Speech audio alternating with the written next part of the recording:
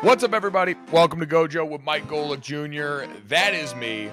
With me, as always, of this week and a new part of our team, super producer Aubrey, who you guys got to hear on this podcast for the first time yesterday. Aubrey, how you doing? Oh, better than yesterday. I'm a little more prepared, as you can see. No hat on. You can actually see that I have hair. So now it's a little more believable. I got contacted by a reality dating show.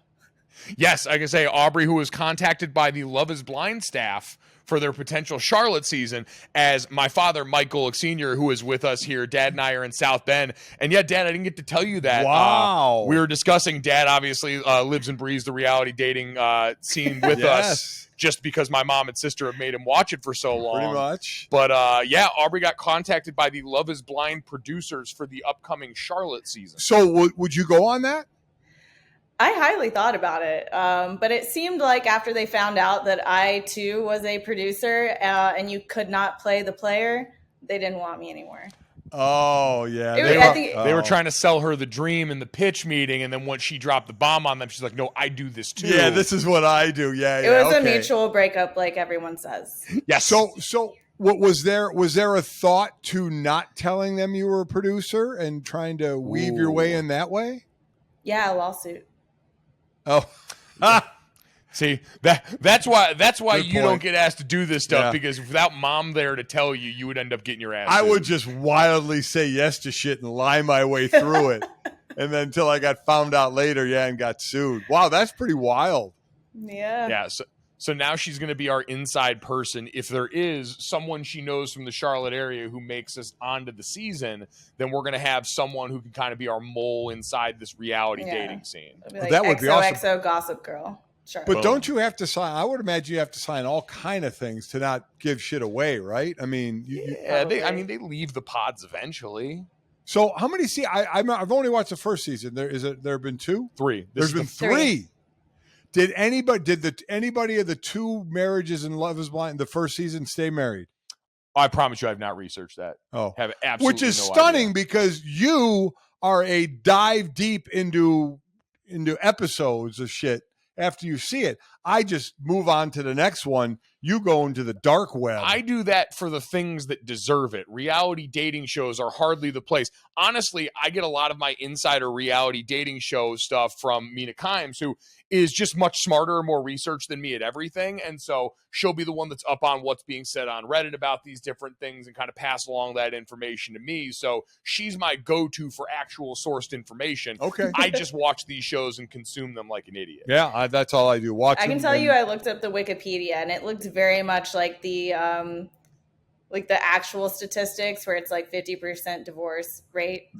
It sounds about right. Didn't really go through. I know for sure because there's only two couples that got married. I know for sure one didn't make it, and I think one broke up and started dating another. Yes. Yeah, in that, which is not shocking either. Spicy. So. No, I mean, it's usually what you always see on Love is Blind is when they come out of the pods and then everyone sees the person they were talking then about. Then they splinter off into who they really want to be with. It's amazing, as Aubrey dubbed it yesterday, how all that love bombing can suddenly go to shit when you're presented with the real-life outline of a person that you were once talking to. Things will always blow up when you love bomb. Write that down. Write that down. We got a great show today. We are doing a mailbag podcast, so we'll have a bunch of questions that you guys tweeted at us. At Gojo Show on Twitter is where you can get all of those. Got some exciting news out of the NCAA as well, and we'll get some picks heading into the weekend.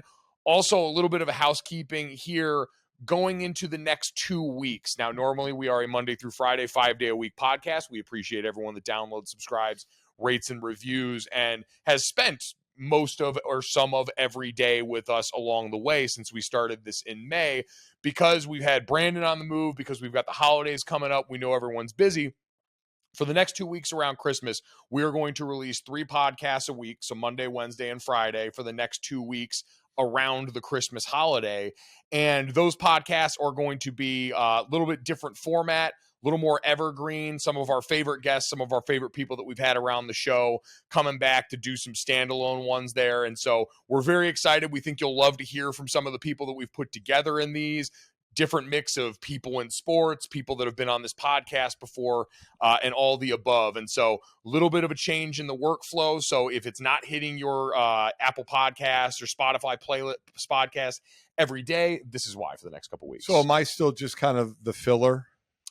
Kind of my role? Yeah, like you're like a really comfortable chair.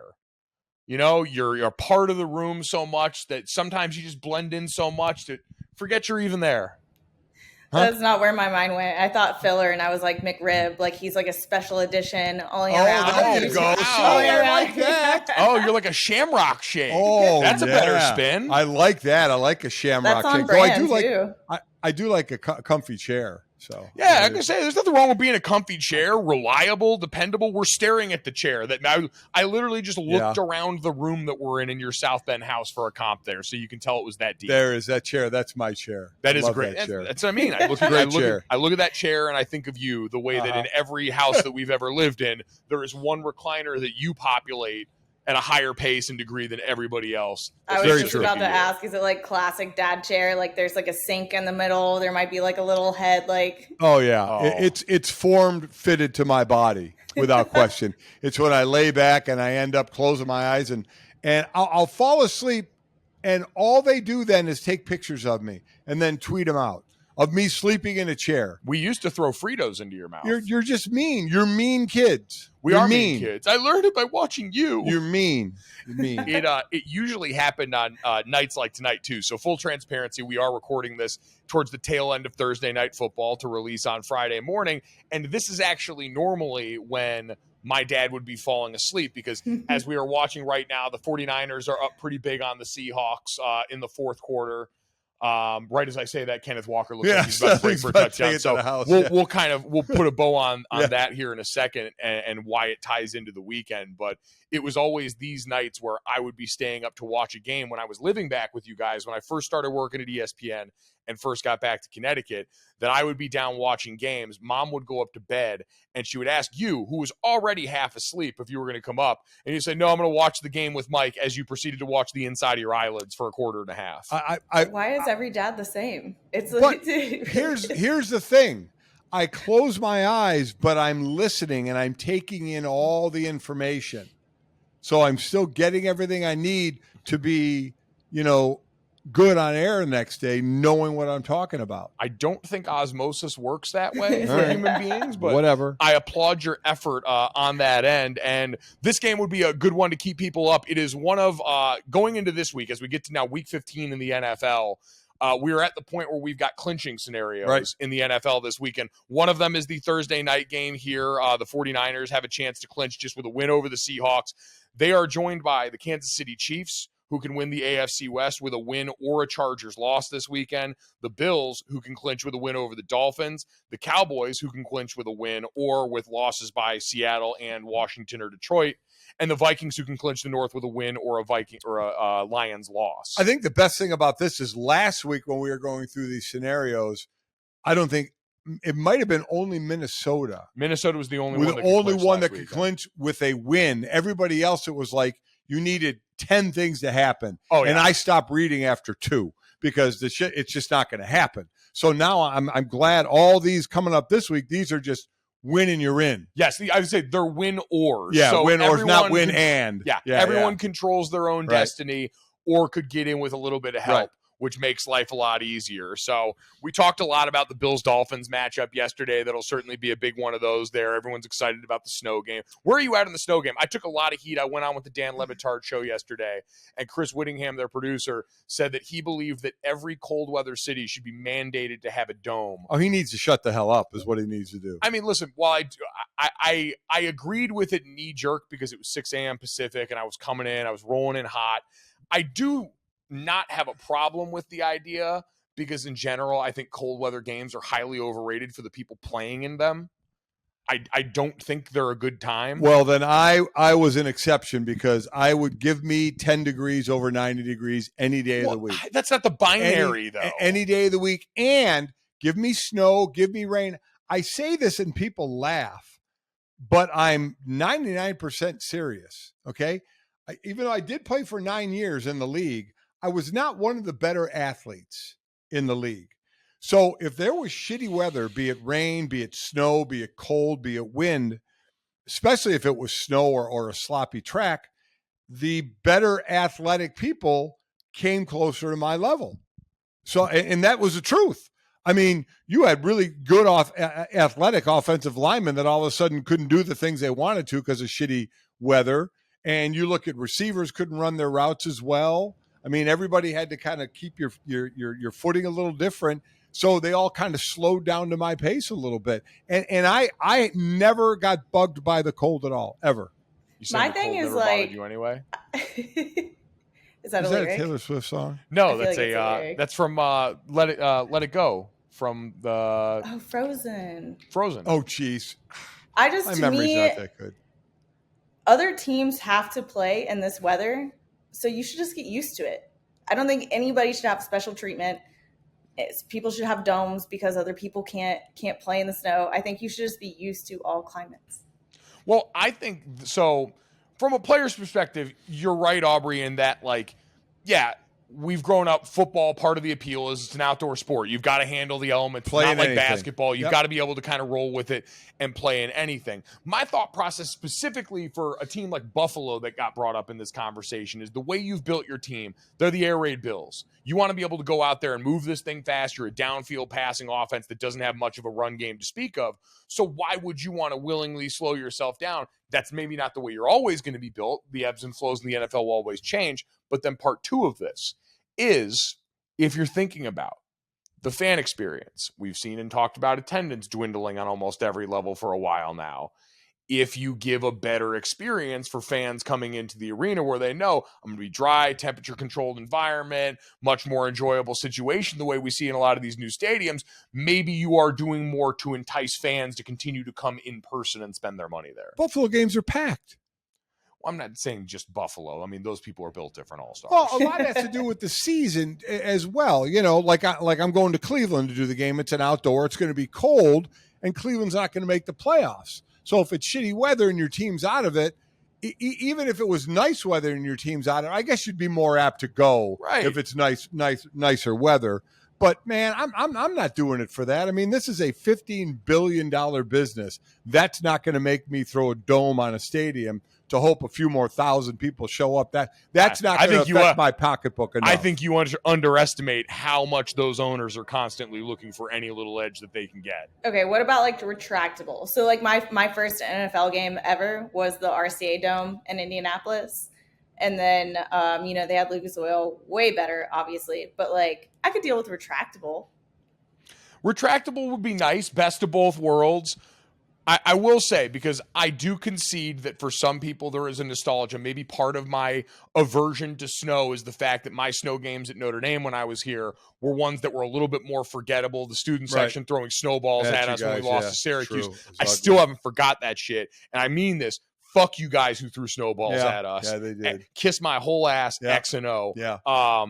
But that's who hurt you, but yeah, no, they know obvious. who hurt me. They know who they are. They know who they are. Know exactly who they are. My one thing that I absolutely, because that I'll concede a little bit on, is that some people might enjoy snow, and it definitely renders well. The thing I will not concede on, no cold weather city should ever host the Super Bowl. I agree with that. Ever. I agree with that because when you're getting to a championship game, then nobody should have the advantage, right? If a cold weather team during the playoffs has home field, well, that's an advantage for them. So they should have that. They earned that. Go ahead and have it. So I have no problem with that. But the Super Bowl, kind of like in college, the playoffs, those should be now, as we're going to find out in the expanded playoffs, the first couple of rounds are going to be home games, which is cool too. I'm fine with that. Well, home games, or you saw the caveat that they're going to put into this. Home games, or you can choose the closest pro stadium around you. And so one of the things that got brought up was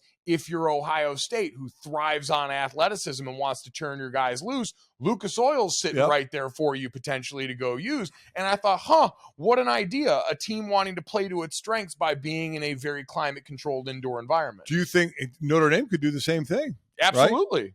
I mean, hell, it's part of the reason that turf's in Notre Dame Stadium now. Yeah. Because you wanted to start to get your athletes out there. It wasn't like in 05 when we're growing out the grass to try and slow down Reggie Bush and the USC Trojans. At some point, they were like, all right, well, number one, they wanted to probably be able to do concerts in there, which is why most of the NFL teams love that turf too. Right, but right.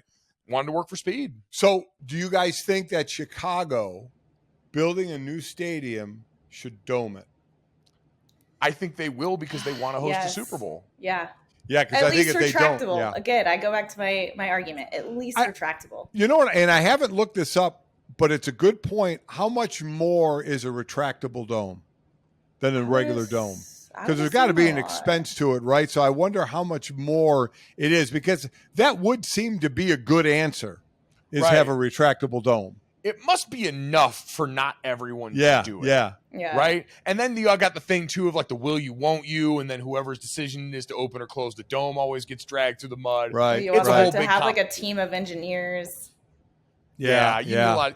But there's a lot of, I mean, look at these new stadiums now. There's so many beautiful, smart stadiums that they've built. Well, now when they don't have domes, but it's SoFi, it's covered over the top, but it's open on the sides. I kind of like that. It would be less cold in there, right? Yeah, that one's just probably exclusive to a warm weather place where you can do that, though. Have an indoor, outdoor with the breeze. you could do that so you could still keep it kind of cold if you want that, but you would stop the elements from falling on it.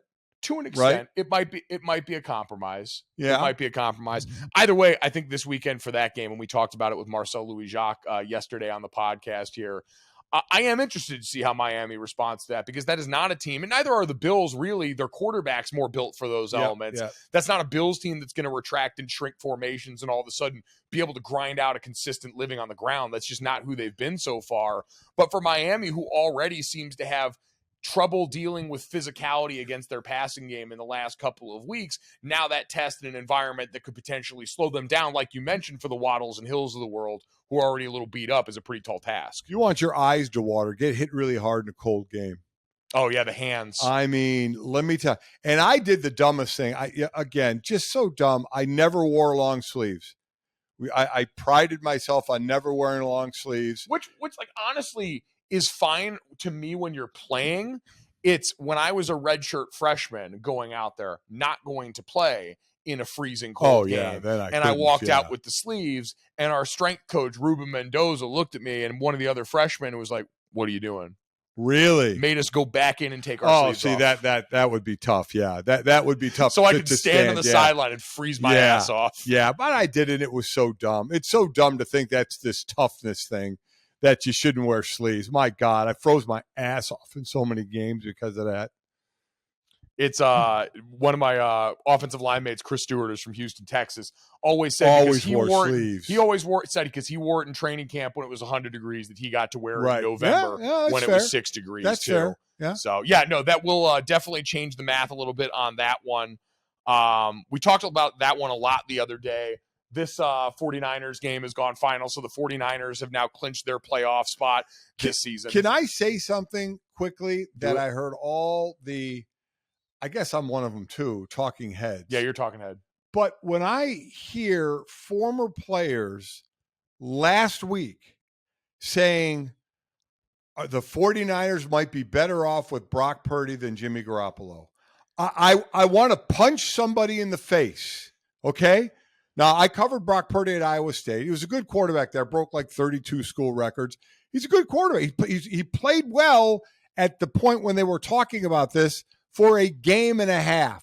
So to sit there and say, yeah, they're better off with him than Jimmy Garoppolo is one of the dumbest statements I have heard in a long time. He may end up being a great quarterback. Were there a lot of people saying that? Yeah, there were more than a couple of shows that I listened to that they will remain nameless, where one person said it, the other person agreed, and there was a set of 5 people, and only one person disagreed and was saying basically what I was saying, like, it's a game and a half. I mean, everybody else was jumping on the Brock Purdy bandwagon, which maybe he'll be a great quarterback at some point. But that was one of the dumbest statements I have heard in a long time. I mean, ripping Jimmy Garoppolo is I guess, commonplace. Easy. He took them to a Super Bowl. He helped lead them to a Super Bowl. Last I checked, were they in the NFC Championship game last year? So and after that game, when they lost that game, he got shoved aside for Trey Lance. I know he's got a real good win-loss record, but I hate doing the win-loss record on quarterbacks. I think that's ridiculous as well. He's a good to really good quarterback. He can be bad at times, but he can win and he can make some throws. But to sit there and say that this kid who played a game and a half as a rookie, they're better off with him is a joke. I hope you agree. It's the generation of instant gratification. So the second somebody comes in, swoops in, saves the day. I mean, there was a tweet where somebody was talking about, they were like, Purdy can do things that Garoppolo could never do. Oh, and it's, again. What are they? Yeah, right. Like I need a list. Someone tell me what they exactly. But because again, like you brought up Jimmy getting replaced, I think it's totally fine to go after and try and replace Jimmy with a better, more talented quarterback because of the nature of this offense. It's the exact reason you're saying this about Brock Purdy. I saw a stat. Shout out to Sam Schwartzstein, who does the Amazon Prime Video analytics and insights for the Thursday night games. This is about midway through the third quarter, so enough of a sample size in the game.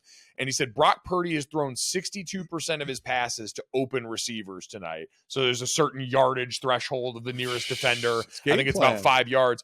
Head coach Kyle Shanahan has drawn up a great game plan to make it easy for his rookie quarterback and San Fran his control. I said this offense is essentially like the closest you have to, remember in Iron Man when the central conflict of the movie was the American government wanted to make them automated, wanted to make them unmanned robot suits. That's more or less what the 49ers offense is. Like, we're getting to the point where you're going to be able to stick. This was the last pick in the draft. Yeah. The dead last pick in the draft. And they plugged him in the middle of a game, in the middle of the season, and it was able to work. And part of that's coaching, certainly outside of just the play calling. Like, the fact that their third string quarterback was both dedicated enough as a player to be up on that, but also coached well enough by Kyle Shanahan and that staff to be ready for that moment is a ringing endorsement of everyone involved. But we've seen at this point, Kyle can make it work with pretty much anything back there. He can. Let me go back to something you just said. You have no problem with them replacing Garoppolo with a better quarterback. Who was that? Well, what they thought was Trey Lance. Okay, key word, thought. Trey Lance is not a better quarterback than Jimmy Garoppolo. They did that because they drafted him third. Well, no, they drafted him third because he is a more talented quarterback that they believed in Kyle Shanahan's system. They believe could help them elevate over their ceiling. Right, but it is very similar to the decision. Now, it was forced, but Notre Dame makes in hiring a coach like Marcus Freeman, who you say, all right, we could go get a veteran guy, or we could bring somebody in that we've got here that is young, that we believe could give us upside in certain areas like recruiting. It's a bet on that upside on the back end, and that's what it was with Trey Lance. It's a bet. No, I agree it's a bet, but don't tell me Trey Lance is a better quarterback. It's the idea of a better quarterback. It's the thought. It's saying, hey, we know what Jimmy can do. We think this guy is better, and at this point they were completely wrong. But we don't have enough of a sample size because he's gotten hurt, so you can't blame that on Trey Lance at all. Though I did scratch my head a lot when they did it because I'm not as sold on Trey Lance as everybody else going into this, but we'll see. Yeah, I mean he's got to get a fair chance. And he got injured, so you can't really judge him on that. No, going to be a tough one on that one. By the way, speaking of Brock Purdy, he's kind of a theme for the weekend here.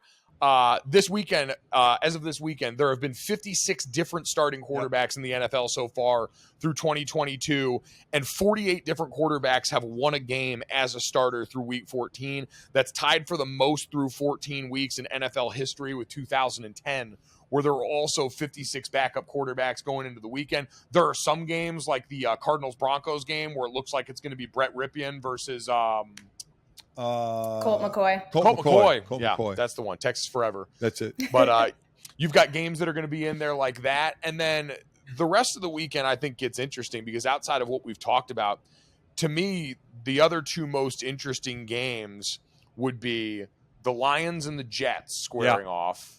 Because I think you've got statistically, I know you've got top 5 NFL offense versus top 5 NFL defense. Yes, you do. It is the best strength on strength matchup we will see all weekend is this Ben Johnson coordinated offense in Detroit going up against Rob Saleh's defense that's got a front four that's playing with their hair on fire, going to come into this one shorthanded. Quinnen Williams dealing with the calf injury, going to be out, is massive for them, because you know this, as you've got those guys tied up on the edges with that 4-man pass rush. It's given Quinnen Williams one-on-one matchups like we saw him dominate with all season long. Yeah, I'm looking forward to that one a lot. The Jets are kind of fading a little bit, though, from a team standpoint. Mike White's got like 3 ribs left going. Yeah. Good at play still. You know what? As shit. Well, listen. Let me just say this as well.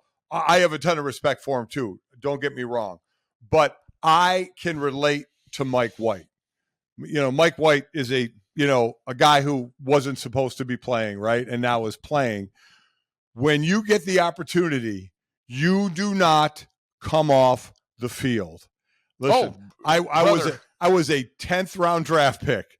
When I got on the field, unless shit was snapped, I wasn't coming off the field, because you know this too. You never know if you're getting back on the field again. So, hey, credit to Mike White for getting smoked in the ribs and coming back. But I completely understand that mentality of, I ain't coming off the field, man, because I may never get back on again. That's why I always sort of snicker now when I see guys come off the field with stingers. Yep. Because that was the running joke for me during training camp practices, because I was a late bloomer and a career backup at Notre Dame until my last 2 years, was anytime I would just be out there screaming on the field. Oh, yeah. And I remember my buddy Braxton Cave, who was our center, one time the official came over. It's in a game, and I'm yelling through a stinger out there, and the official comes over. Is like, "Do you need help?" And Braxton just goes, "Nah, this is just what he does." Yeah. Because I knew if I left, I probably wasn't getting the job back. I know. So, I mean, it's a lot out of fear. Zach Wilson now back installed as the backup quarterback this week. So, by the way, since Joe Flacco showed no signs of wanting to be there, he was full Magic Johnson in that game last week. I ain't going to be here. And so, I mean, that there's a reason. You know, Mike White, again, there's toughness to go back on, but he gets it. There are more guys like us than stars in the NFL.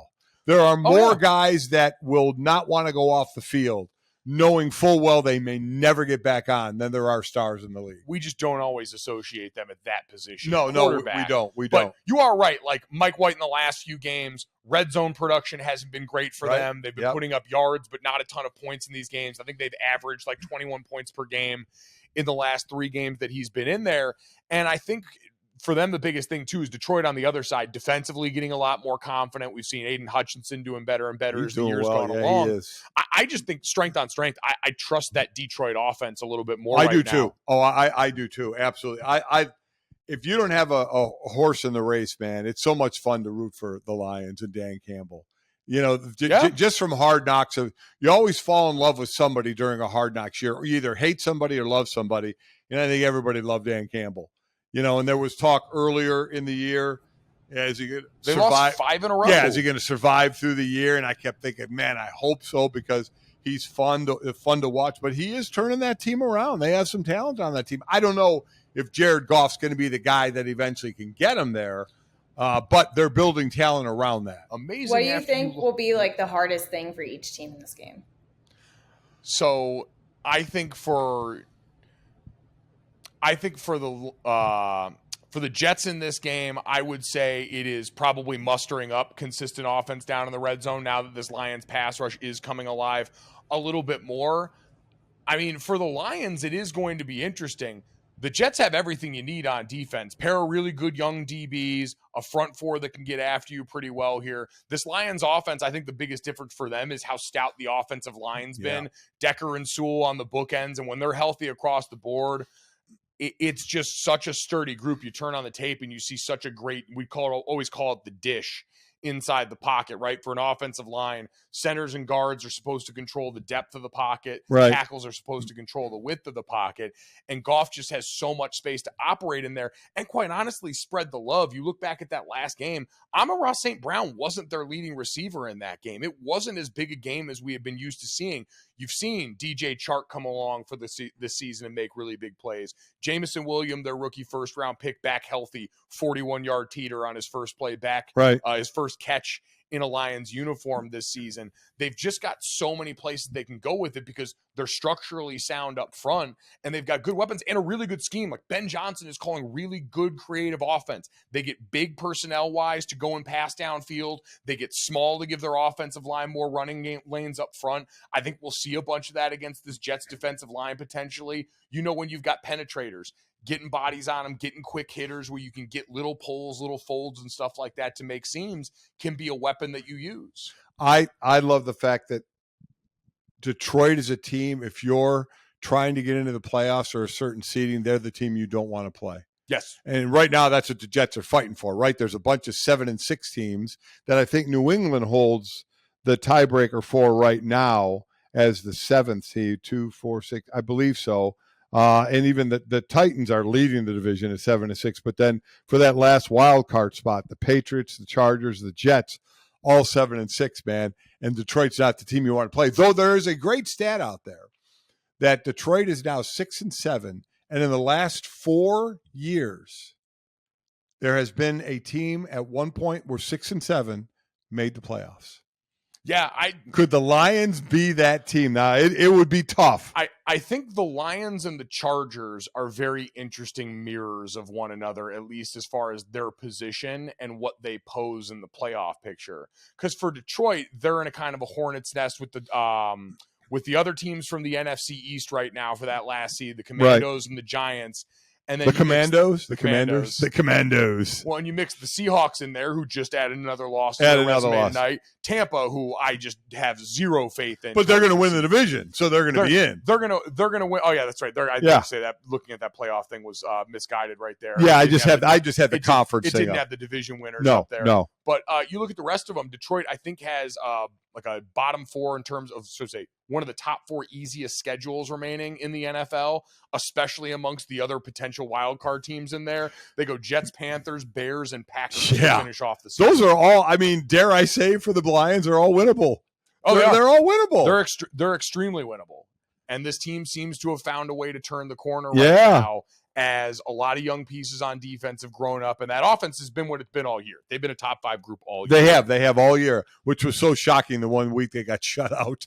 I was like, wow, that was really weird. Speaking of their AFC counterpart, before we get to some mailbag questions here, you think the Chargers can hold off the Titans this week? I do. I think the Chargers are, you start to look toward the end of the season and you see a team start to kind of get it and play better. And I did their game against Miami out at SoFi. You were out there with me. We were hanging out. And I like, now their defense worries me a little bit. They don't have a great running game either. So they're kind of living, and you got to have Williams and Keenan Allen healthy. Yeah. I mean, that's one of those fingers crossed every week for you there, because Austin Eckler reminds me of the Marshall Faulk era of running the ball and then it's Christian McCaffrey, same thing, running the ball in the backfield or being a mismatch. Whether you're lining up in the slot or out like a wide receiver, Eckler's been unbelievable. He has over 90 catches now. So I like their offense a lot. I like Herbert a lot. Their defense, like I said, actually played really well against Miami. Their coverage was really good, and Derwin James was out, and Day on the D-line was out. So they were missing 2 of their top players, and they played pretty well. My biggest worry and why I think Tennessee has a chance to cover this weekend is just because they're going to go at the part of the Chargers defense that still stinks. Yeah. Like Sebastian Joseph Day is supposed to be back and available to them. Boy, He's been back in practice. But that one man doth not make a great run defense. They still haven't been, they're better than last year where they were dreadful and a non-compete. Yep. But it's still not great. And you're right, they were great in coverage, but Tennessee's not going to be able to throw the ball anyway. Traylon Burks, I believe, is still in concussion protocol. So they might be without him in this game. Their passing offense is horrific. All they have is Derrick Henry to run the ball, right? But that might be all you need in this game now, because the Chargers are, I think, hoping they're going to get Trey Pipkins back at right tackle. Yeah, go a long way. Their O-line has been a mess. Corey Lindsley just came back. He was concussed. Obviously, you lost the kid on the left side early on. Yeah, Slater, yeah. Their O-line has been had some issues too. Yeah, so I worry because their offense still doesn't want to push the ball downfield. You guys mentioned the stat in there. They're near the bottom of the league in air yards per attempt. A little over 6 yards, yeah. Lombardi doesn't want to push the ball downfield even with these weapons. That's why I would imagine Eckler has so many balls because agreed. Unless Justin Herbert breaks contain and does it by his damn self, which he can do. Yeah. Which he did a lot against the Dolphins. So I think they're good enough to sneak into the playoffs. Chargers? Yeah. I think so too. I just worry about this one because it's so matchup specific for the worst thing that they do as a team. Yeah, I would agree which is with defend that. the run. Defend the run, yeah. All right. A lot of NFL football this weekend. Very excited about all that. We mentioned all the clinching scenarios here, but we also mentioned that this is a mailbag pod. You guys were kind enough to get us some questions in this one. Super producer Aubrey is going to pick from these questions and try and give us some good ones to answer before we give you guys some picks to finish off the podcast. All right. So coming off the NFL, I think we are going to do one from Kyle Courtney. Which is better, to be a head coach who just got fired but had a fully guaranteed contract of an additional $40 million, or a journeyman backup quarterback who plays 1 to 2 games a year and makes an $8 to $10 million contract annually? What are we thinking here? Chase Daniel? Yeah. I was going to say, man, seeing him in the flesh last weekend at that game was like seeing, Jesus in the flesh or seeing a rock star in the flesh. I was awe-inspired at what that man's pulled off. I would probably say give me the $40 million and I don't even have to show up at the facility anymore. At least the backup quarterback still got to show up. He's still got to go through all week of practice. He's got to do all that and potentially may still get in the game, and have to go out there. You're a coach that gets canned, man. You can just go sit at home, collect your $40 million. I would probably be in that camp as well. I think this is also a season of life question because if you're the backup quarterback making $8 to $10 million, you're also an NFL player. And you're likely a well-known enough one to get some things done for you, to have it benefit you in other areas if you want to go out and have the big social life and all that. But if you do want to just be able to hang out at home, go fishing, do whatever the hell you want, 40 M's to be a coach without a job is pretty low. And you know what's going to happen? You're going to get another job. You're going to get hired again somewhere, whether it's, if you have to go back to college or whatever, you're going to get hired again. Well, and that's the part two to this question also that I saw when it was tweeted was, why do coaches go back? Why do these guys go back when you can just spend time with your family and hang I can out? tell you that because they're nuts. Yeah. And listen, it's a crazy breed. I said that to when I retired Bud Carson, the late, great Bud Carson. If you don't know Bud Carson, Google him. This is a man that got the steel curtain going back with the Pittsburgh Steelers back in the day. He was the best D coordinator I ever had. I had him in Philadelphia. And then he went from Philly to the St. Louis Rams. And when I retired, he called me and he said, do you want to, he goes, I think you'd be a good coach. Do you want to, I can make you an assistant D-line coach and you can get in the business and blah, blah, blah. I said, Bud, I love you, man. I said, but I get to practice. You're already there. I leave practice. You're still there. I said, and you Wikipedia any coach and you're going to see 5, 10, 15 moves that they had to make. And at that point, you were 5, Jake was 4, Sydney was just born. And so it wasn't the time that I wanted to say, okay, I'm going to start this nomadic life to start moving around. Because I think I would have liked coaching, and I think I could have been a pretty good coach. Like if I was in the Just Saturday position now, where somebody came and said, when Brian Kelly left before they hired Marcus Freeman, which was a great hire, don't get me wrong. But if Jack Swarber came and said, hey, Mike, you want to take over the team for a year till we get kind of situated? Hell yeah. Yeah, my kids are grown. My kids are gone. I'll go do that now. It'd be a lot of fun. But back then, I didn't want to do it. Coaches are crazy. They're crazy. I mean, that's just it's almost like if they stop, they deteriorate physically. I mean, it's a wild thing. We always talk about athletes being creatures of habit. I think they're the worst of it because even when the athletes go home, usually the coaches are still there long before and long after. They work such insane hours. I remember distinctly a conversation when I came at the first time it clicked for me was the first time I came back and talked to my college coaches and heard about guys that were paying mortgages on houses from 2 jobs ago still because they hadn't been able to sell it yet. Yeah. And you just see it affects everyone in every part of your life the way you go through that. But these dudes are crazy. I remember when we used to work with Herm Edwards before he went back to Arizona State, would talk about missing the feeling of the clicker in his hands in a dark room and the grass under his feet. Like, these guys are just in it for so long, and you have to shovel so much shit to get to the top level that I'm sure part of it too. I remember hearing a quarterback one time whether it was like Breeze or Manning or one of those guys say why they kept playing so late. It's because I have the answers to the test now, and I'm still good enough to go out there and do it. Yeah. I'm sure for a lot of coaches, once you get late in your career, you feel like you know a lot that can help you be successful you didn't have as a younger coach, and so you want to just keep sticking around. It's addictive. Yep. So for me and Mike, it's the 40 beans to go away. We have another one. Is Baker Mayfield destined to become the next Ryan Fitzpatrick? Ooh. Boy, I'm glad it was put that way. And is he destined to become one of the best quarterbacks in the league? Because we've seen great Baker, horrible Baker, injured Baker. And to your point, Aubrey, what you talked about earlier, we're prisoners of the moment. He takes him on a 98-yard drive. We're like, oh my God, he's the greatest thing since sliced bread. It was a hell of a drive. Hell of a game, but we'll jury's still out. Well, I think that was more just like an impressive anomaly because like coming in with 2 days and that was amazing. He had 20 reps in practice.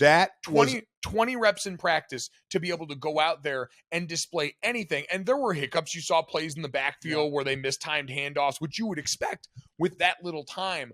But for him to come in and do that was amazing. It was. And it was really fun. And I think that's the important part of this comp with Ryan Fitzpatrick. That was what I wanted for Jameis Winston. I thought Jameis Winston had a chance to be the next Ryan Fitzpatrick. Now, it seems like injury may change some of the story in Jameis Winston's career trajectory a little bit. Was injured last year and missed time. Obviously, has been dealing with the back and a bunch of stuff that let Andy Dalton in. But it's a quarterback who is talented enough to be effective in limited doses, who is reckless enough to go out there and be able to live on the edge and get you through situations, and is going to end up playing for a lot of teams. And at this point, Baker is starting to check a fair amount of those boxes because he is good enough to go and strike lightning in a bottle. He is. Clearly, he's got enough natural ability to walk out there without knowing dick all of the playbook and just be able to freestyle with these guys. And big personality, going to go in there and headbutt the shit out of his teammates with his helmets off. He is starting to flirt with that paradigm. I agree he is. And then I think what it comes down to is, does he want to do that? Does he want a basically a gift shop in his basement of all the jerseys of the teams he played, like Ryan Fitzpatrick has? In fact, I just ran into Ryan Fitzpatrick at the airport the other day, and we were chatting about his gig and stuff. And the fact that he did all he did, he's got 7 kids, but he still jumped around from team to team, because he still wanted to do it. So I don't know the want to of Baker to do that, to go different team to team. I think he could do that. I think whenever you're a high pick quarterback, you're always going to get the opportunity somewhere to be a backup and have a chance to possibly be a starter. At some point, going somewhere and being handed the starting job is going to be over, and you have to decide, do you want to go to this team, go in knowing you're the backup, and wait to see if the starter gets hurt, if I'm going to play? And I don't know. I don't know. I don't know his family situation. I mean, I don't know as far as kids, is he going to want to move around and stuff like that? I don't know. I think Baker is actually closer to this thing because Ryan Fitzpatrick also, like in those situations, competitive and wanted to be on the field. Miami, competitive and wanted. Yeah. He ended up getting on the field in all those spots. He did. And I think Baker's got some of that same shit to him. So I think Baker Mayfield can absolutely become the next Ryan Fitzpatrick. I think he's the perfect chaos agent to go around and play all-time backup QB at spots like this. Because like the to Rams. your point, he'll think he can play at those places. Yes. And the other request I have is, while we've got this lightning in a bottle, Saturday Night Live, let this man host. He would be the greatest athlete host that Saturday Night Live has ever had. I wish they would find – the other thing is, I wish he would stick in one city so they could start the commercials again. I think you just do it wherever he goes. If there's renter's insurance, I would just start to get in on that. Oh, that's a good idea. I think you start to pub that. SoFi, if you don't have Baker living in the stadium for the rest of the season for some insurance company, making a huge mistake. It's a good Free idea. advice. It's a good idea. There you go. Charlotte missed out while he was here. Yep, it's exactly right. Should have had something. Agreed. We'll switch it over. So this person said, this is not coming from me. It may be a lazy question, but Marcus Freeman, year 1 report card? Marcus Freeman, year 1 report card.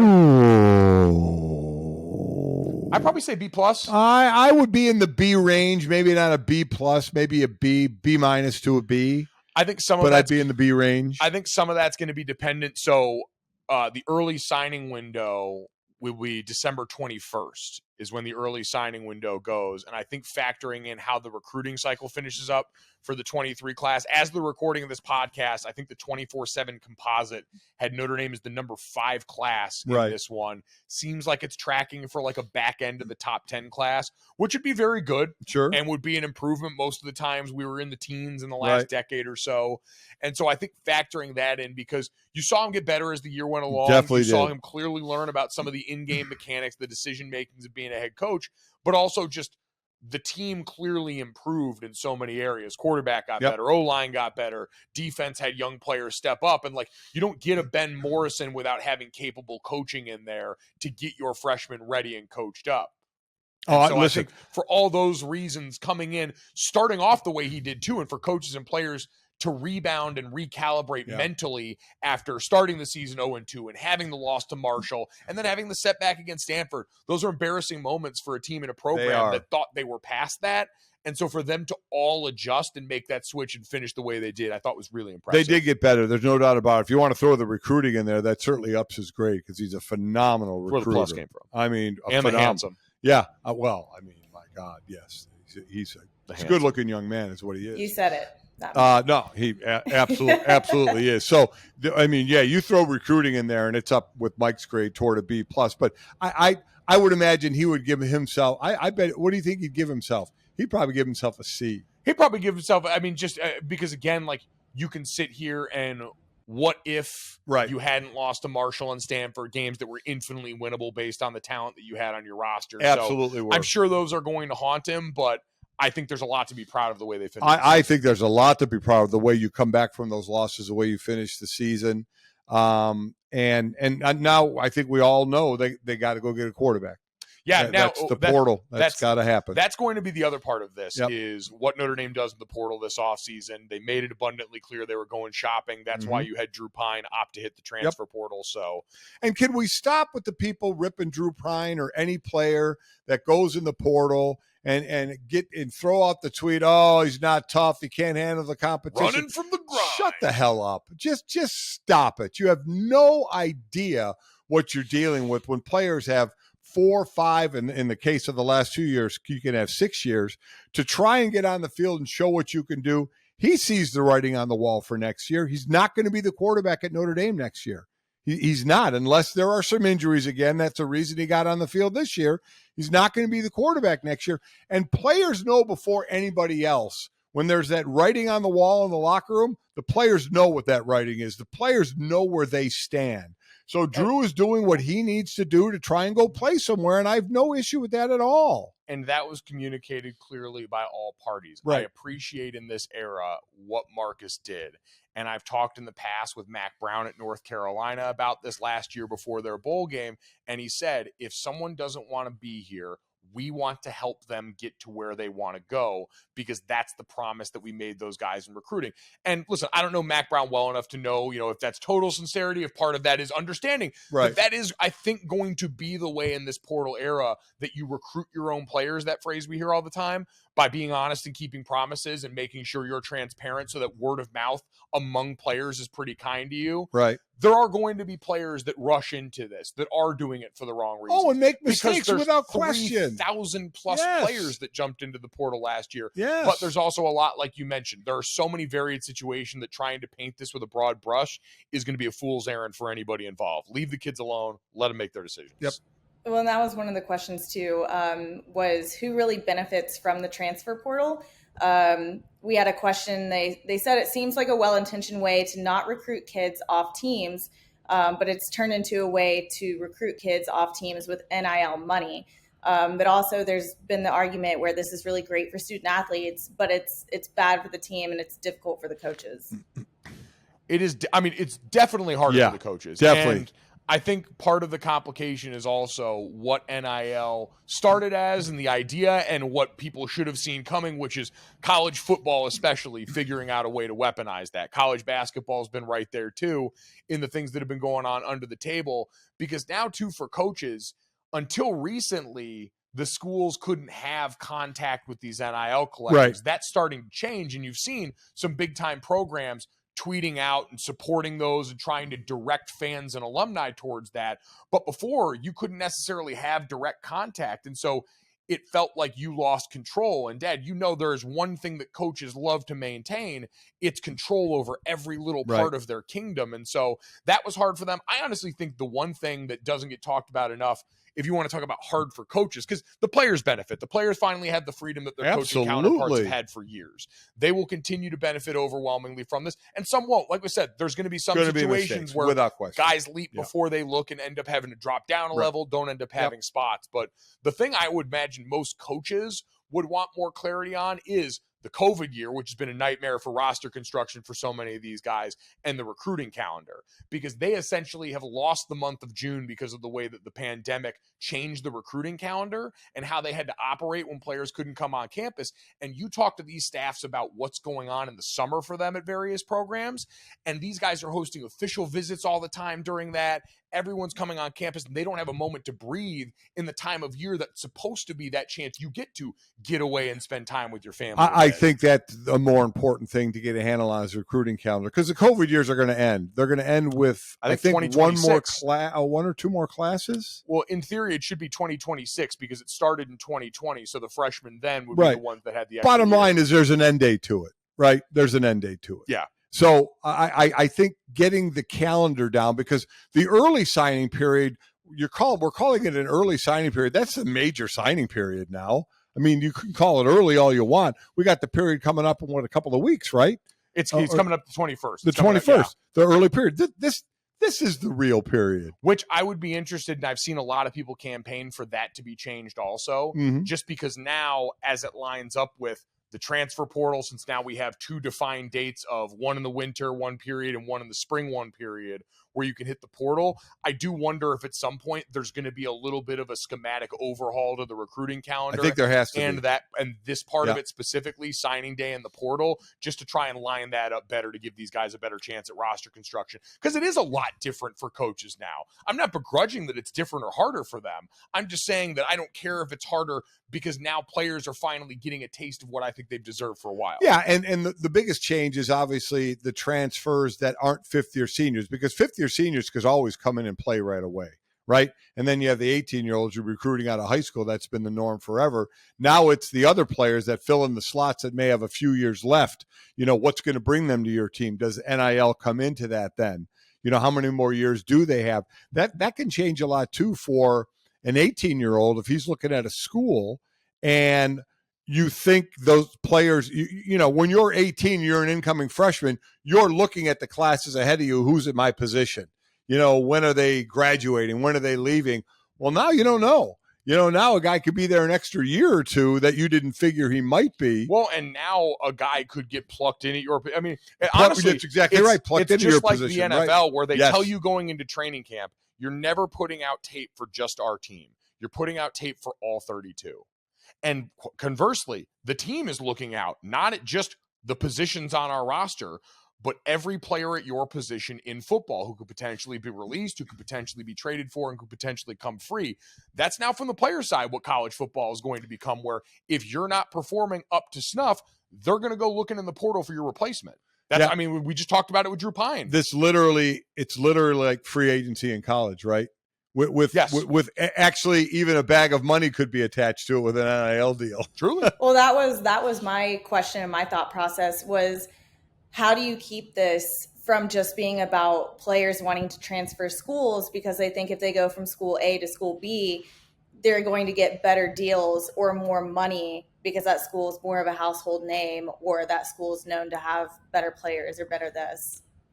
I think that it's always that's going to be a part of it, and it should be. I hope these guys take the money that's there for them to take the opportunity. Because for some guys, physically, you won't match up with what the NFL wants. It's going to be fascinating to watch what happens with Bryce Young when it comes to the spring. Like he's going to be a top end first round pick. He's so small. We're going to start to really nitpick through all of that. But even not with him, like go back to Johnny Manziel. Johnny Manziel's most lucrative years are when he was in college. Yes, it was. And we know that, he clearly made some money while he was there. He's told us firsthand on some of that.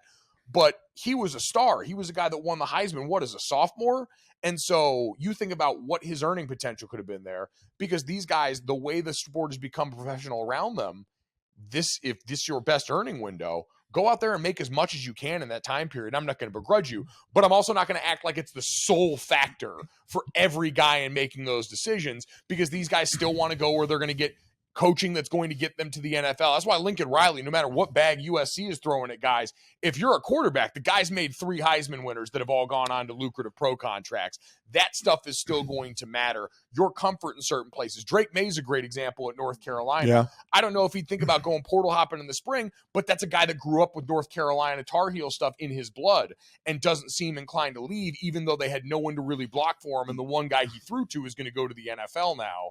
So there's still other factors that are going to seep in there, but go get the bag. I don't really care. And there are other factors in there. And like you say, if you're trending NFL, the bag may not be as important to you as where you're playing and who you're playing for, because you're looking to be bred for the next level, coached for the next level. That's because nobody's going to make in college, if they go to the NFL, what they can make in the NFL. It's just not going to happen. So I think teams, schools, they have to play the game. I mean, too many times I think they fight it and say, okay, this is now allowed. Okay. And they're kind of dipping a toe in it. The teams that jump feet first and say, okay, man, hey, boosters, get some money together. This is all legal now. So all the shit you did under the table, it's all legal now. Get us a war chest. Let us, give this kid a job or whatever, and let him make some money. You got to play the game. I mean, and you can, and listen, at the end of it all, for the most part, I say for the most part, because there have been guys that have come into college, never stepped foot on the field, and were getting big deals. Bryce Young was one of them. Yeah. Right. And I love how people said Nick Saban coyly said that at a gathering of coaches. He didn't coyly say shit. He announced that, like, come to Alabama, you'll get a bag before you even step on the field. I mean, but for the most part, coaches are right when they say, listen, that NIL is all good, but the better you play, the better player you are, the better bag you can get for NIL. That's what Saban's always done and he's kind of the poster for use whatever the current circumstances are to your best advantage. And good for him. Yeah. And it's not going to be for everyone. And some older coaches are going to decide they don't want to deal with this shit anymore. There will always be guys to step in and take that opportunity. Coaches that grew up with this being the norm, the way that most will now, and that are willing to accept that as a part of the job. Do you think then too, because I was wondering about all of this. So obviously there's been a lot of talk that like Georgia is the new Bama. Yes. And people are wondering if Bama will still come out number 1 after this.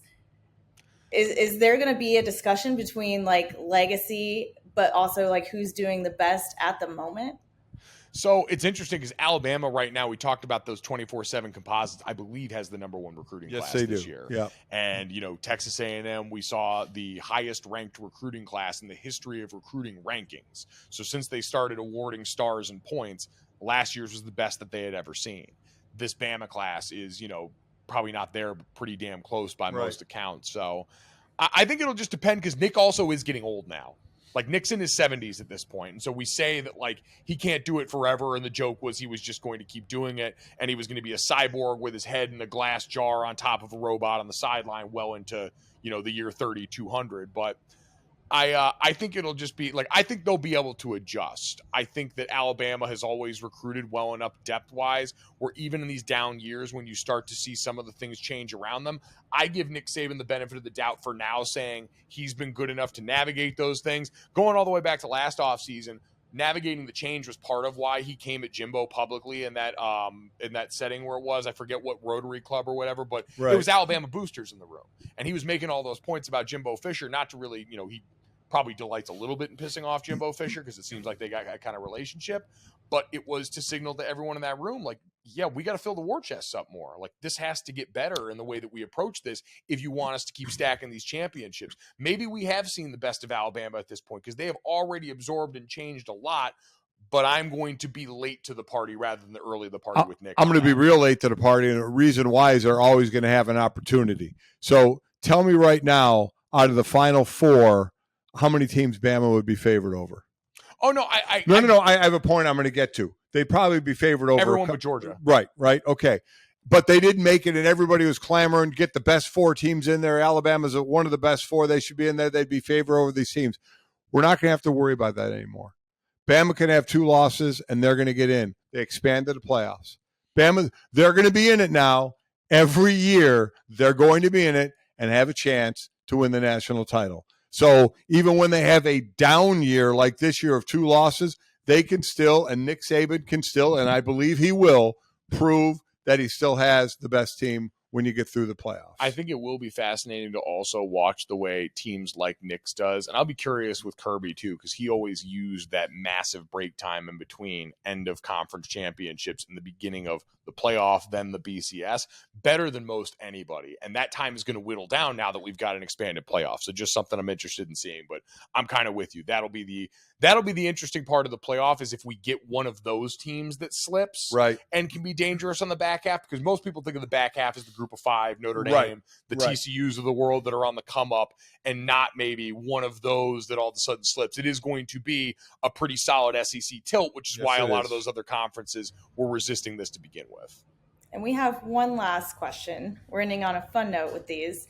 If you could only have one appetizer at a sports bar for the rest of your life, what would it be? And we're going to exclude wings here. Wings cannot be an option.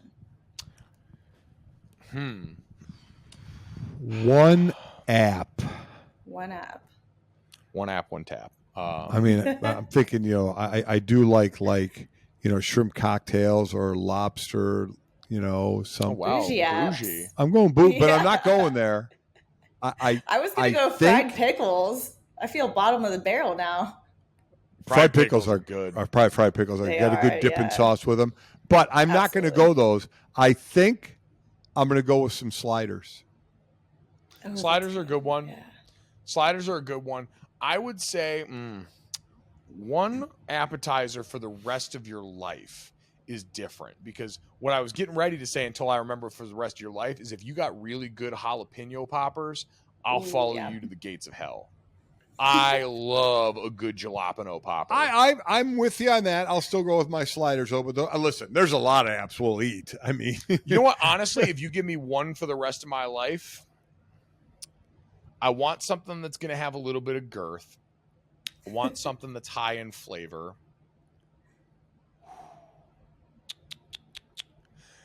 Does queso count as an appetizer, or is that just a dip? It's an appetizer. Yeah. When you're looking at appetizers, there'll be queso and chips. Yeah. You could get loaded queso. They have queso that has, like chorizo, bacon. Oh, you know what? Honestly, black beans. You just said I don't like word, black beans. You just said the word that brought me to where I need to go, because I was thinking about mozzarella sticks, but that's a little bit too much heartburn for the rest of my life. Loaded nachos. Ooh, yes. It's just enough substance. Trash can nachos. Yeah, you get trash can nachos. It's just enough substance. There's usually a protein in there. You can get a little bit of spice. It's got some salsa. It's the best parts of chips with a little more ass to it. And I love my appetizers to have some ass to them. That's a good one. I would like that. It'd be messy. You'd be eating messy apps the rest of your life. It's fine. It's a sports bar app. No, it's not supposed to be clean. I could live with. I'm still going with sliders, but that's a good one. What would you have? Yeah. Well, Aubrey, what's your? Would you do the fried pickles? I don't know. Fried pickles is just. It seems so plain, so bland. But it's good. That's a great. I would say like fried it. pickles have a ton of flavor to them. Especially with a what good about, dipping sauce. Popcorn chicken's an app, right? Oh, how about bang bang shrimp? Ooh, I do love bang bang shrimp. The bang. I was just at the place we go to out in Arizona called the Living Room having dinner, and they have as an appetizer bang bang shrimp. Oh my god! But I only eat the tiny shrimp though. Yes, they're tiny. Shrimp. Yeah, these are bang bang shrimp or the tiny breaded shrimp with a great sauce. We're back in South Bend. We used to go to Bonefish Grill. Bonefish for the bang bang. Yeah, just absolutely ruins some bang bang. Oh my god! Wow. Damn. All right. Wow. Solid ending there. Good choices all around for everybody here. That worked. All right. Before we round out the end of this podcast, it's Friday, so we do picks here. I'm going to have to tweet out picks for the next couple of weeks while we're doing the recorded shows in here. I do my 6 thick picks, 3 college, 3 pro. And we're getting started with bowl season this weekend. Where they start? They start tomorrow. Tomorrow. Oh we got bowl games starting on Friday tomorrow. And the first one, Steve Levy one of the greatest things that anyone has ever pulled off. Yep. Getting the Bahamas Bowl in Every his year. contract to run play-by-play every year. God love that man. The Bahamas Bowl kickstarts things to start it off, but that one, Miami of Ohio and UAB in that game. UAB, Trent Dilfer. Yeah, the Fighting taking Trent Dilfers. Taking over next year, yeah. The Fighting Trent Dilfers in that game. That line, 45, I'm going under on that one. Miami of Ohio going to be without their quarterback. UAB making the coaching transition. Both teams' offenses slow as shit, want to just run the rock. I think UAB has a chance to run all over them. That offensive line will bloody your nose. And Miami of Ohio, I don't believe, stops the run very well. So I'm going to go under 45 on that one. You find out a lot about people and their gambling habits when you're gambling on bowl games. Gambling on bowl games in this day and age, man, you got to do some research because players that are skipping it. My brother in Christ, I got a whole Google Doc. I know. Isn't that a great? That's a great. I know. I have the same one. It's a great doc. Yeah. So, all right. So I'll go under 45 on that game there. Points going to be at a It's supposed to be pretty windy down there in the Bahamas too. It's a so warm factor that wind, in. though. It's a beautiful warm wind. Speaking of less than warm, the Fenway Bowl. That's not going to be warm. The Fenway Bowl is going to be such a mishmash of who the hell is coaching and playing. How long have we had the Fenway Bowl? We've had the Fenway. So the Fenway Bowl, as long as we've had it, I don't believe has ever been played. I think 2 times it's been a pandemic casualty, and then it's leading up to it. Were they trying to copy the Pinstripe Bowl? Yes. Just because the Yankees were getting one, Fenway felt they needed one? So I would say it's been one of those that's been canceled, I believe, for one reason or another in the last 2 years they've had it. So I don't think we've actually played a Fenway Bowl yet. So 3rd time is the charm. And that being said, Cincinnati and Louisville, this is the keg. The coaches, yeah. Well, it's a renewal of an old rivalry, the Keg and Nails game. Yeah, that's which true, is awesome. right? And then it's the coaching tryst that you got here. Because Scott Satterfield, who everyone could see going back to last year, didn't seem like he wanted to be in Louisville all that much. Now goes over to the Cincinnati job. That's Luke amazing. Fickell is heading over to Wisconsin, so he's not going to be there. Satterfield knows this is going to be weird, so he's recused himself from coaching this game. And so actually coaching in this game, we've got Kerry Combs, the interim head coach for Cincinnati, their special teams coach. He's staying on in this game. And then for Louisville on their side, their player development director, Super Bowl champion Deion Branch. How about be that? Taking over as the interim head coach for this game. Wow, Jeff that's Brom obviously very cool. coming in. The prodigal son returns home after leaving Purdue. But you look across the board in this game, Ben Bryant, the quarterback for Cincinnati, has been out since November with a foot injury. Malik Cunningham, the quarterback for Louisville, is opting out for the NFL draft. Right. He's been their all-everything guy for the last God knows how many years. You look on the Cincinnati side end, tight end sitting out the game. Most of their good wide receivers are either sitting out for the NFL or in the portal. Nothing and nobody in this one. I've got no basis for it. Give me Cincinnati +1 in this game. I don't even know. I think they just figured out. I think Malik Cunningham was too much of the offensive responsibility for Louisville for me to trust them going forward. That's the only coherent analysis I can give you. Good on you. It's got to be like throwing a dart with all the, coaches that want to play young players, because now what I do like, the players can play 4 games and it doesn't count for a year. It used to be the first 4 of the season. Now it's 4 anywhere. So you save a lot of it for the bowl game. Man, so to make these picks, that's a tough call. I said for most of these games, it's like spring game number 1. Yeah. It counts a little more in my book towards what you're going to do next year than it is a capstone on this year, because so much of the roster is going to change. 15 practices. It's like a first spring. Yep. You get ready for the winter workouts. Last one, I'll finish the Vegas Bowl. Oregon State -10 versus Florida. This line has already moved something like 5 points because Anthony Richardson announced that he was turning pro for Florida. They're limping into this one. Oregon State gave USC hell this season. They did 9-3 this year. I would agree with you. I know you're going to Oregon State. I'm taking Oregon State in the points in this too. one. I think Florida, we do this all the time, and I understand it's hard to legislate who does and doesn't want to be there, but I think you're going to have an Oregon State team that's just a little bit more motivated relative to circumstance, and that didn't just lose one of the most talented quarterbacks in football, even if he's super raw. I would agree. So those are your 3 bowl picks. One quick note I have on the bowl before you get to the NFL, so you can't try and steal this, neither one of you, for your show.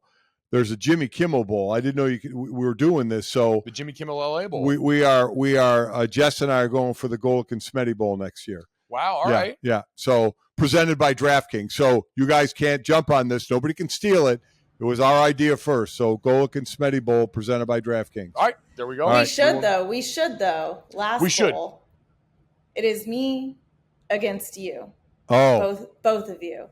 And ESPN has now predicted that we will upset you. Yeah, no, I saw a bunch. I mean, listen, on paper, there's a wrong. lot of reasons to pick South Carolina to upset Notre Dame in this game. Notre Dame's now all-time leading sacker will not be playing in this. Isaiah Foskey, their all-time leading tight end, and Michael Mayer will not be playing. The quarterback, Drew Pine, won't be playing. So, you're probably getting Tyler Buckner, the kid who started the season and missed all year, now coming back. There might be a lot of reasons why that might happen. We still think Notre Dame's going to win that game and blow your team out, but what are you going to do? We'll see. I'll rub my lucky Shane Beamer ball. Oh my God! Oh God! Jeez. By the way, the Jimmy Kimmel Bowl, Fresno State at Washington State, or versus Washington State. Fresno 3.5 point favorite. Is that at SoFi? Yes, that is at SoFi, I believe. That's nice.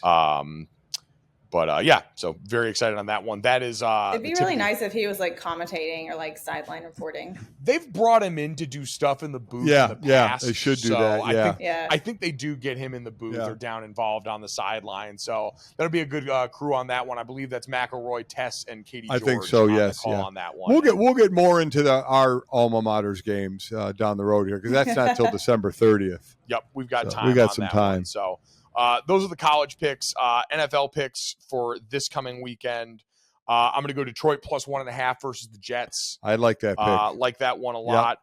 Bengals minus 3.5 versus Tampa feels weird because there's nothing that indicates that Tampa should be getting even that much love. I get the games at home, but it still feels kind of weird. Vita Vea is probably not going to play this weekend. Tristan Wirf's probably not going to play this weekend. Please tell me you're going with Cincinnati. Oh, hell yes. I mean, the most ridiculous thing I heard when San Francisco was playing Tampa Bay was, well, Tom Brady's 6-0 against first-time starters or rookie quarterbacks. Who gives a shit? He's not playing against – he didn't play against Brock Purdy. I mean, that's I hate when they do that. I said, this game's going to be a blowout, and it was. I mean, not that I was some rocket scientist for predicting that. You could tell by the way the two teams play. Cincy is going to cover that. Yeah, I would agree. Cincy minus 3.5 works for me. I'm going Tennessee plus 3 against the Chargers. You are. I just think that's going to be a rock fight because of how Tennessee can run the football and how the Chargers just can't seem to stop that.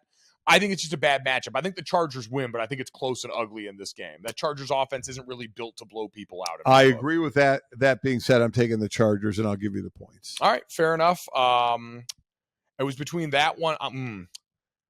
Do I want to take that one? Because I'm putting my name on these. My year-long record, 40, 48, and 3 on picks this season, doing 6 a week. Last week was big, went 5-1. 40, 48, and 3? Yeah. You suck. I know. Listen, it's been a late season charge, but I'm saying the stakes are higher now. I went 5-1 last week. I got myself back into the mix here. All right. And I'm flirting between Tennessee plus 3 or Cardinals Broncos under 37. I'm predicting that to be like an Iowa football game. Oh, my God. Ooh, see. What an awful game. I know, it's gross. It's so gross. Under what? Under 37. You think that's low? I think whoever Iowa's playing the Bulls, like a 31? 32 and a half. 32 and a half. Iowa on their third string quarterback, Kentucky without Will Levis. It's going to be hell. That's the Sickos Bowl. I believe Iowa won the Sickos National Championship. Yeah. Shout out to the Sickos committee out there. You know what? I'm going to switch that up. I would take Cards Broncos under 37 on that one. I'll leave Tennessee and the Chargers at the door and live to regret that. Yeah, I would switch to that one as well. Because if you take who were you taking over the chart? Tennessee, you're going to be wrong. So yeah, no. I'm glad you changed. Not great, Bob. Not great. Whatever. All right. It has come time for us to try and round out this podcast here. I have to ask the question to myself as I look up the lyrics right now to make sure. Oh, God. For this, that, and the third. Oh, boy. Aubrey, do we think Brandon's done Let It Snow yet? I don't think he has. I don't think he has either, so I'm going to do it right now. You're going to sing it? Go. Yeah. Yeah, great song. Duet. Not between me. Listen, there's the opportunity right here. All right, here we go. Mike, do you know what time it is? Oh, the weather outside is frightful, but the fire is so delightful. And since we've no place to go, let it snow, let it snow, let it snow. Man, it doesn't show signs of stopping, and I bought me some corn for popping. The lights are turned way down low. This, that, and the third, and the third. When we finally kiss goodnight, how I'll hate going out in the storm. But if you'll really hold me tight, all the way home I'll be warm. And the fire is slowly dying. And my dear, we're still goodbying. But as long as you love me so, let it this, that, and the third. Jeez. As always, make sure you download, subscribe, rate, review Gojo wherever you get your podcast. Leave us a 5-star How do you rating. feel that you made such a star? Isn't it incredible? That's pretty good, actually. Get a lot of compliments on this now. I can see why Brandon likes this. Ask Feels him, good. though, where he got his singing voice from, and I hope he'll tell you the truth. Yeah, no, it's right next to me here. I mean, shout out to Mom. Does her best, but it's just not with the vocal talent. Everything else good from Mom. Yeah, just the vocal talent. We can ride with the microphone pretty well. Works pretty well. So again, if you like it, 5-star It rating. seemed to have done well for you. It works somehow, some way. We got here. All right, let us get to this. And let's start it off with the NCAA again. New NCAA president stepping how in. about that? Governor Baker from Yes. Massachusetts taking over here. And interesting timing on this one. It comes as there's actually a potential for, at least in California, the conversation about athletes as employees to start taking off. The same day that this gets announced, and I want to get this right, I saw this, in a major development for college athlete labor rights, this from Daniel Libet, the National Labor Relations Board region finds that USC, the Pac-12, and the NCAA are all employers or joint employers of USC football and basketball players. So there's a lot of steps to go before anything like this gets proved, but it is yet another entity stepping in and trying to point out that they believe the relationship between athletes and schools has now actually been employee for a long time, and they've been getting away with it. Well, you know what's going to happen then if that goes? Union. Yes. What the Northwestern players tried to do a few years ago, Yeah. it will become it will come to fruition if You know if what that it feels goes like down. to me? Like very much like they waited to make weed legal until they could figure out how to monetize it. There you go. It very much is giving those vibes to me. They also seemed to wait until it was going to be the new guy's problem too. Yeah, how about it? Like, I don't know, man. I think for that guy, like, I think if we're going to see college football make that switch, it's going to be on this guy's watch. Well, now. it is, and the NCAA has to grab a hold and take some responsibility. Which has been the criticism of Mark Emmert, the outgoing God. NCAA president, that he just waited around for people to bail him out, constantly kick the can all down the the road on time. these problems, assuming he would get bailed out by the positions of power that have now abandoned them. Now they've had the Supreme Court and all these different government entities look at the NCAA and say, no, we're on the side of the players. What are you going to do about it? Listen, The funniest quote I saw was there was a quote where they literally were like, we specifically were looking for somebody with a political and a policy background. This is the first president that has not had a higher education or like an athletic background. Which should tell you a lot that they're just saying the quiet part loud. It's also why you've seen the last couple of conference commissioner choices that have been made, people with television backgrounds. Oh, yeah. Like Absolutely. people with backgrounds in media coming in right on the cusp of negotiating these massive media Absolutely. rights deals. Pac-12, Pac-12 and the big George Kliavkoff. I talked to him out in Vegas, and I'm running casinos. I mean, a heck of a businessman. So, listen, the NCAA has been the greatest Pontius Pilate of all time. They're just washing their hands of things and pushing it onto somebody else. So, it'll be interesting if they get teeth again. Well, I don't know what they would even do at this point to get teeth. My question, I think the biggest question I have here was someone with the policy background have the wherewithal to look and say it's time for us to get in where we fit in and make ourselves useful in this new world order. Because if not, we've already heard conference commissioners and folks talk about a Power 5 breakaway. Yeah. And while it's going to take, I think, a lot of time and cooperation that hasn't necessarily been the demonstrated strong suit of those people, it's at least been stated out loud. And we know with these kind of people, when they say it out loud, they've already been thinking about it for a while. I remember when you and Wingo were doing our show, and you both think it was going to be a Power 5 breakaway. I don't think it'll ever happen.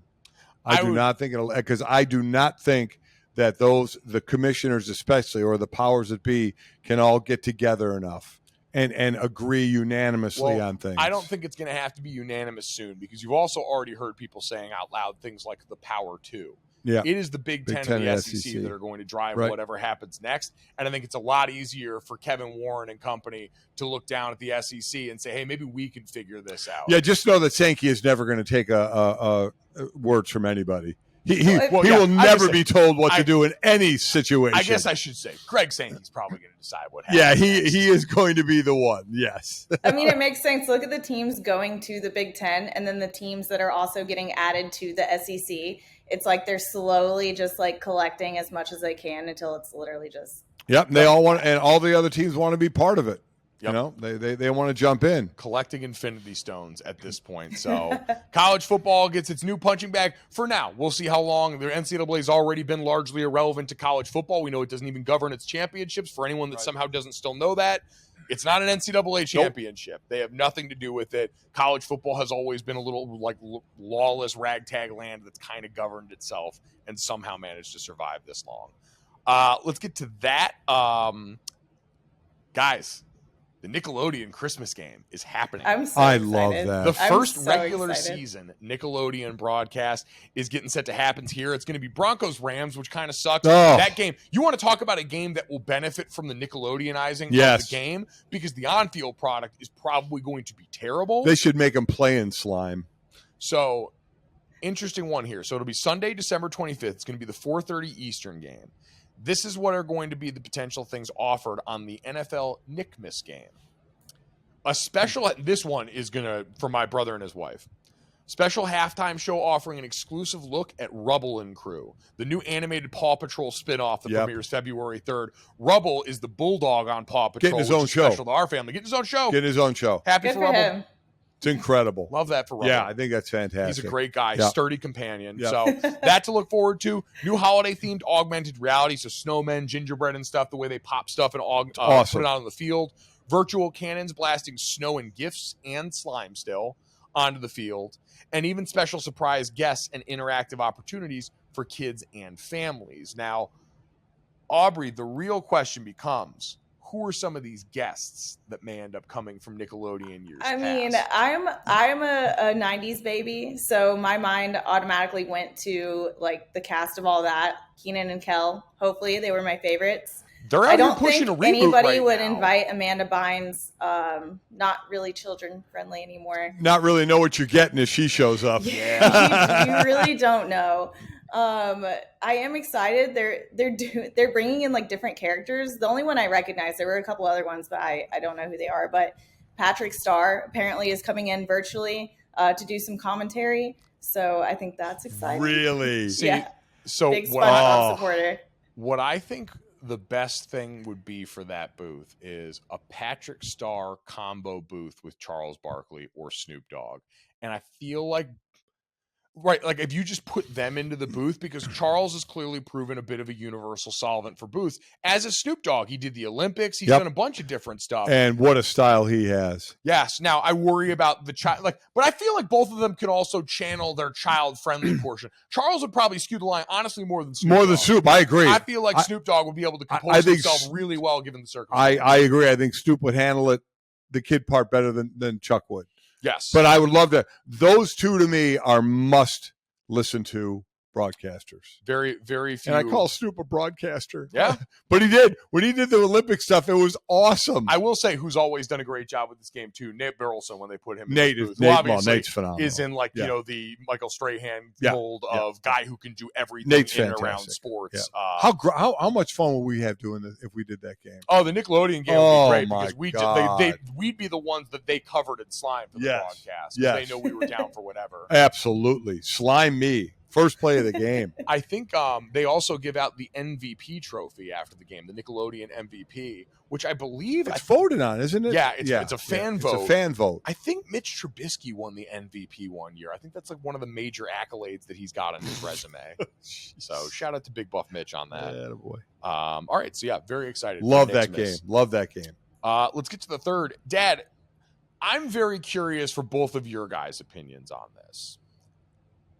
13 years after the original comes out, James Cameron finally releasing Avatar, the second Avatar this weekend. I think it's like The Way of Water or something like that. Yeah, something with water. Yeah. I have no earthly interest in seeing this movie. I'm excited.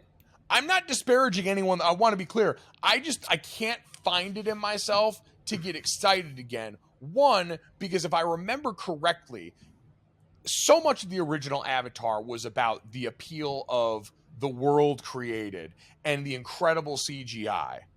We have that everywhere now. We've got more realistic Sharknadoes in 2022 than we did in years past. And so I don't know how much more they're going to be able to accomplish with that. And the other is, it was more or less the story of the Native Americans in America being robbed of their land when white people came over, is essentially what I remember about this movie plot-wise. Like, it wasn't some like original groundbreaking idea as far as what they actually put in the substance of these blue people.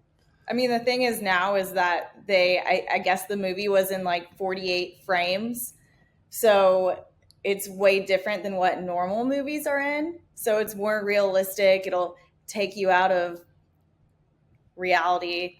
But I think that's kind of where they're going with it. And their $250 million budget. Oh, my God. I don't think I ever watched the first one all the way through. So I have no interest from that standpoint. Reboots are all, well, this isn't a reboot. It's a next chapter. Which apparently he said there's also like, he's got like 6 more queued up. Is he going to wait a decade and a half in between all those? Well, then you know what happens. Do we get to prequels? You know, it's always like sequels, then we go to prequels. I feel like he's like just the Game of Thrones one, the Dragon, House of Dragons. Oh, right. Which I mean, hell, he might just make House of Blue people. And listen, Star Wars was all. Were you, Aubrey? Were you a Star Wars person at all? That was full. That went the prequel route as well. Have I ever watched one all the way through? Oh, there's been 90 of them. So maybe one. Okay. Maybe one. The thing I do appreciate is James Cameron's got a very fuck you attitude as a director. Like, when you're at his level, you can. Yeah. The one thing I still think he needs to answer for why the Avatar people have sex and then communicate riding animals with the same attachment. Yeah, that's like weird. Now that I think about it, it like connects in these little fibers. Okay, they come out, and the same way that they have sex is the same way they ride animals. And I wish, I got questions that I feel like they got to answer. I wish I hadn't been told that. Let me just say that. Let that one stick in your craw for a little bit. I'd rather not. I'd rather it not. Everyone enjoy Avatar 2. I'm sure it's going to make a shit ton of money, and everyone's going to love it. And I'm sure, you know what, at some point, knowing me, I'll FOMO my way into a theater maybe to go check it out. But at this point, I'm having a hard time getting up the urge. I wish everyone well who goes to enjoy that movie. At least just go in 3D, and it'll be better. I feel like I don't really like wearing the 3D glasses. I'm not a big 3D fan. I like the IMAX that wraps around. Like, I like that IMAX theater. Yeah. Over 3D. I agree with that. Yeah. Someone called it the most expensive nature documentary ever. Oh God. Yeah. I'm gonna say, get high and watch Planet Earth. It feels like it might accomplish. I do dig that. Yeah, exactly. Good point. Get high and listen to this podcast if you want to. Wow. And if you did, we appreciate you. If you did it sober, we appreciate you too. Make sure you download, subscribe, rate, review Gojo wherever you get your podcast. Leave us a 5-star rating and a review. Check out Golic and Smetty wherever you get your podcast as well. Great podcast with my dad and Jessica Smetana. Check out Star in Advance, the Golic Family Podcast. It's out there also. A thank you and a very happy holiday to Aubrey, who's done a fantastic job here hanging out with us. We hope Brandon is having a safe and wonderful move. And again, keep an eye out. 3 podcasts a week for the next 2 weeks, Monday, Wednesday, Friday. Some one-off, some evergreen stuff. Great guests. You're going to love it. Thanks so much. Happy holidays. We'll talk to you in a bit.